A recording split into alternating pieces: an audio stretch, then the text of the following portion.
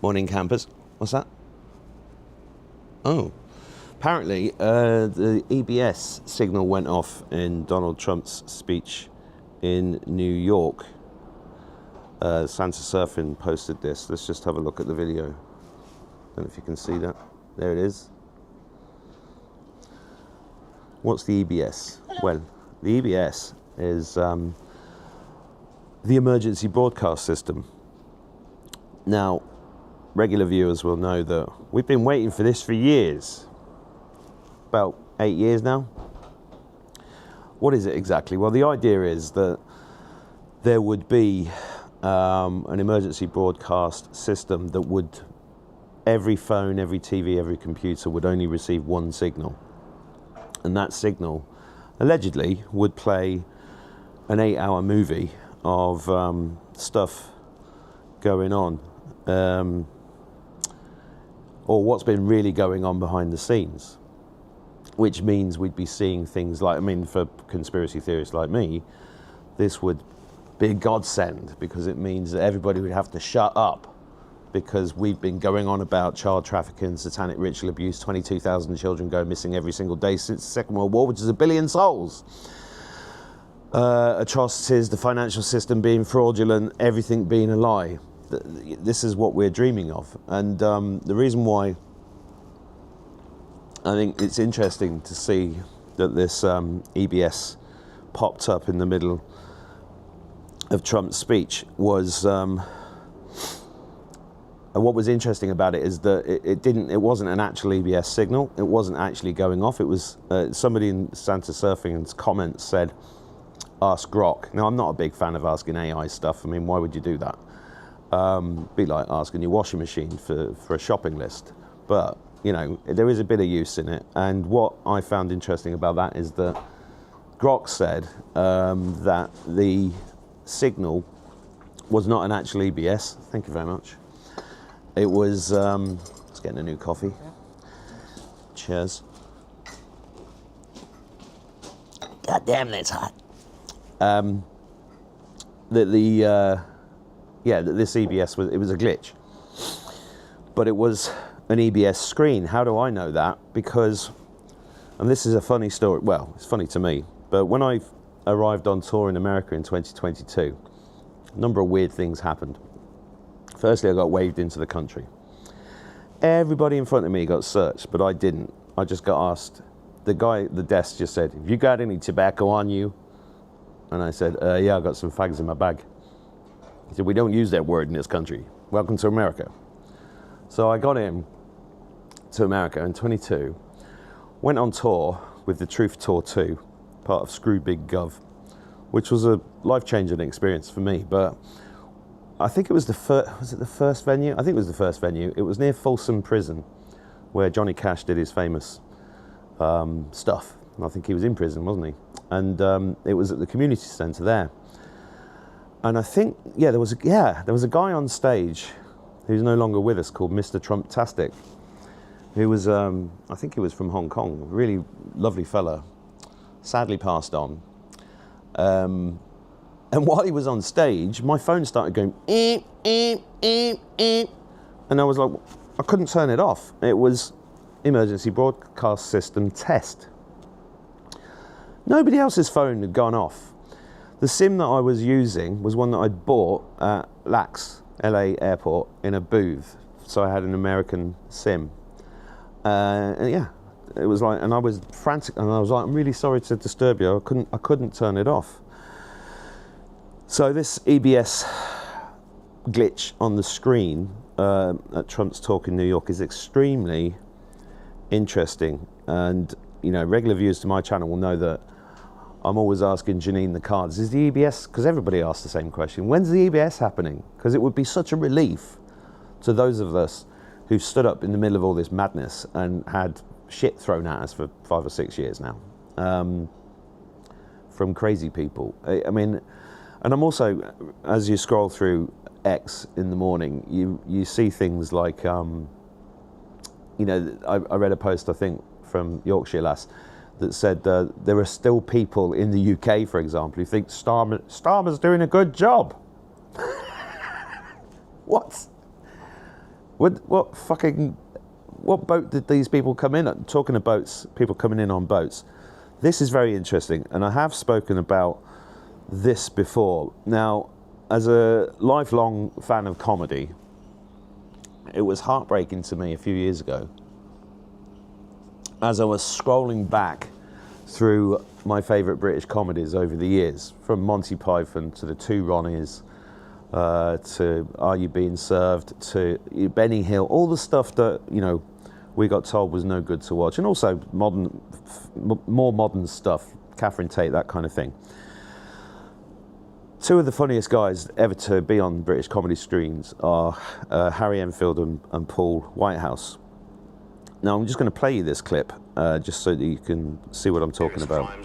Watch this. Well, obviously it's not a good day for either the Home Office or the Metropolitan Police. It is true to say that over 150 illegal immigrants who have been tried and convicted of various serious crimes, such as rape, murder and paedophilia, have been released into the community, and we have no idea of their whereabouts.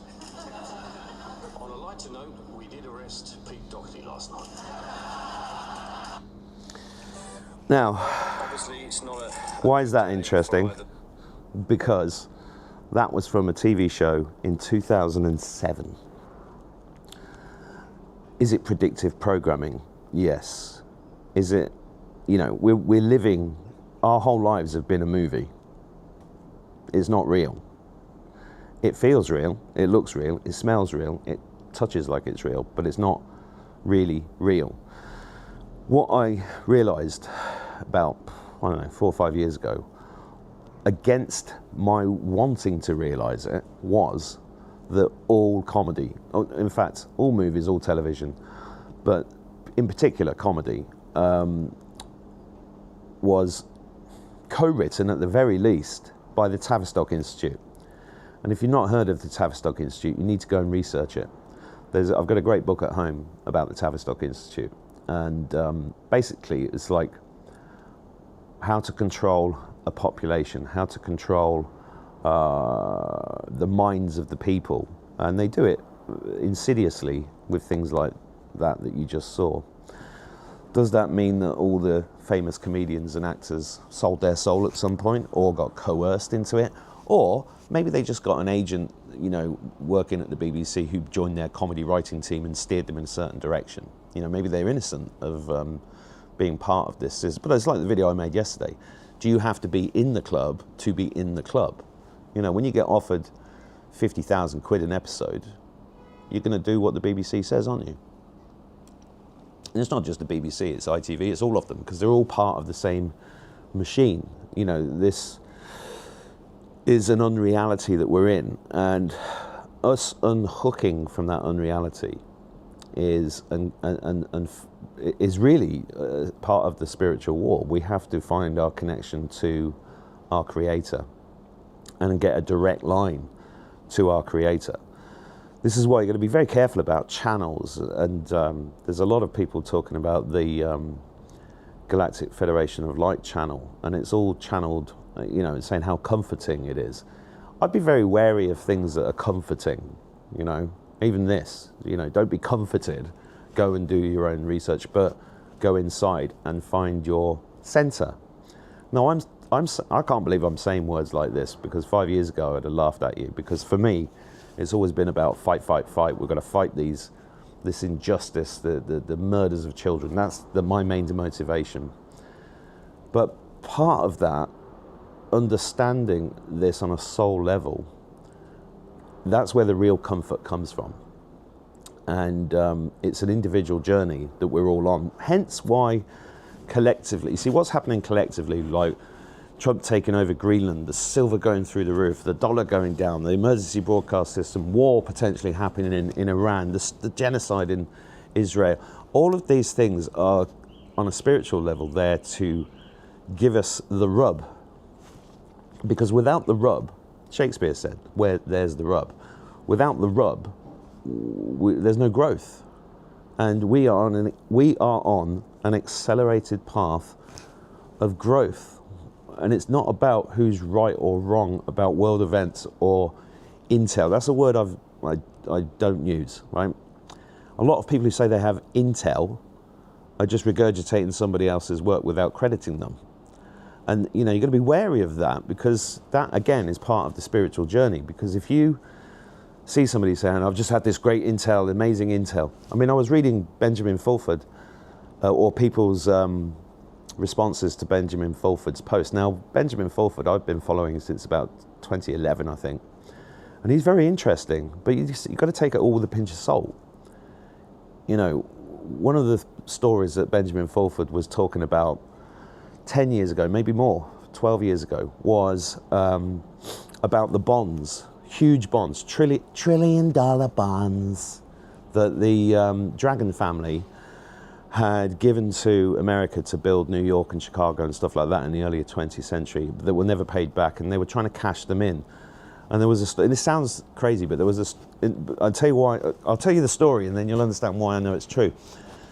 There was a story of an Irishman with these bonds in a suitcase going across Europe. It sounds like a Bond film, doesn't it? And it was like, you know, is he going to make it to the destination point? Because what needed to happen was these bonds needed to be ratified. Now, I was following this story when I moved to Marrakesh, and I happened, you see, nothing's by accident. I happened to move in almost next door to a guy, and on my first week or 2 weeks living in Morocco, I was having dinner with him and his family, and we'd had a few drinks, and then I started telling him the story about these bonds, because I've been a conspiracy theorist for a long time, right? And I said, these bonds, you know, the world's going to change because these bonds they'll change the world, they'll wipe out all the debt, and then blah, blah, blah. And this guy listened to me intently, and when I finished speaking, he went, "You are joking." He was French. You might not be able to tell from the accent. "You are joking." I said, "Why?" "Pourquoi?" He said, "Because I am their broker." I went, "What?" And he held up his phone and he showed me a picture of one of the bonds. And I spent the next couple of years sitting in on meetings with this guy, following the story in real time as it was happening. And I followed the story of these bonds going to Buenos Aires, and what was his name? Ben Bernanke, the Federal Reserve chairman, had to fly down to Buenos Aires and ratify these bonds were real. And then the bonds got moved to Deutsche Bank, I think, in Germany, and the bonds were going to be cashed in. And what I got told was that there were 230 approximately huge humanitarian projects that would put plants in the desert again, or projects that would pull clean water out of the ocean, free energy projects, just huge humanitarian projects. And there was no reason to disbelieve it, because I sat in on hours and hours and hours and hours of real meetings with these people. And then apparently what happened is the bonds got, the guy in Bundesbank who was supposed to cash these bonds in disappeared with the money. That would have been about 2016, 2017. So, and then of course since then, I've been like, well, what happened to that money? Who are the Dragon family? Well, the Dragon family are worth looking into. They're the ancient family from China, basically, who have, I think they're extremely old, extremely powerful, and they're part of the structure of this world that is hidden from us. You know, whether they're good or bad, I don't know, but I think they got to the point where they'd had enough with whatever the cabal was doing, and they were like, right, we're going to have a financial reset. Now, are we in the middle of a financial reset right now? That's the big question. And if you look at the price of silver, now I said to people on my podcast 5 years ago, get some silver. It just makes sense. Whatever you can afford, get some, because it makes sense that silver is massively, massively undervalued. So is gold. And, in the last 3 months, we've seen silver go from 30 to 90 and above. Some people are talking about 150 per ounce, I think. Is it an ounce? I'm not sure. Or gram. And I think silver's going to go to $10,000 at least. Other people say it's going to go to nothing again. But you know what? You've got to remember, it's a game. I've just proven to you with that video that we are in a game of mind control and unreality. If you can look at it like it's a game, it becomes less stressful. You have less anxiety. You see, the biggest problem I'm seeing is anxiety, and there's frequencies in the air, and obviously we're being poisoned left, right and centre, that cause anxiety and stress and fear. And we have to, this is one of the reasons why I talk on my channel about so many other things. Like yesterday I did a show about mushroom tinctures from a company in England, which are incredibly powerful. Things like chaga mushrooms and cordyceps and lion's mane. These are beautiful natural gifts from God, you know. Terence McKenna thinks that they're aliens that came to help us, and I believe that. And the reason I believe that is because I've experienced it. Go and look at that video on my YouTube channel. I think it's called something like The Real Magic About the Mushrooms.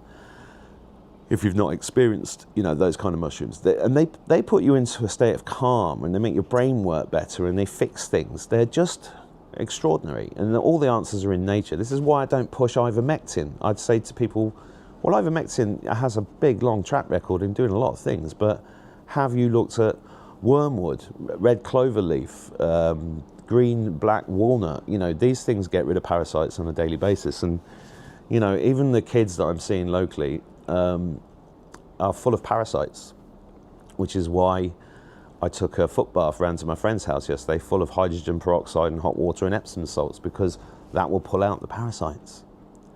You know, just do a foot bath every night. Try that. Look at mmstestimonials.co. Go and have a look at that. Do your own research. You know, it's all down to us. And I think that's really what's going on, is that God's given us the opportunity to see what has been going on and come to these conclusions ourselves and learn how to take care of ourselves and start listening to the truth bear. I think his name's Fred. What's your name? Truth bear. Yeah. So anyway, I'm going to drink my coffee and enjoy my morning, and I hope you do the same. Or whatever you like drinking. I don't care. Have whatever it is. Have fun. Have a beautiful day, and God bless you.